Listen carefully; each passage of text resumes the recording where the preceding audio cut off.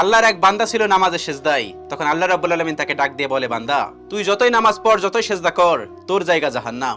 এই কথা শুনে বান্দাটি বলল, আলহামদুলিল্লাহ। আল্লাহ তখন বলে, এই বান্দা, জাহান্নামের কথা শুনে কেউ আলহামদুলিল্লাহ কয়? বান্দা তখন বলে, আল্লাহ, জাহান্নামের মালিকও তুমি, জান্নাতের মালিকও তুমি। তুমি আল্লাহ খুশি হয়ে যদি আমাকে জাহান্নামও দাও, তাও আমার আপত্তি করার কোনো অধিকার নেই। আল্লাহ তখন বলেন, বান্দা, জাহান্নামে গেলে তুই পুড়ে যাবি, তোর খুব কষ্ট হবে। বান্দা তখন বলতেছে, আল্লাহ, কষ্ট শুধু আমার হবে না, তোমারও হবে। আল্লাহ তখন বলতেছে, বান্দা, তুই পুড়বি জাহান্নামের আগুনে, আমার কষ্ট হবে কেন? বান্দা তখন বলে, আল্লাহ, কোনো মায়ের কোল থেকে যদি কোনো বাচ্চা পানিতে পড়ে যায়, তাহলে কোনো মাই দূরে দাঁড়িয়ে থাকতে পারে না, দৌড়ে গিয়ে বাচ্চাকে কোলে নেয়। আমার বিশ্বাস ওই মায়ের চেয়ে কোটি কোটি গুণ দয়া তোমার বেশি।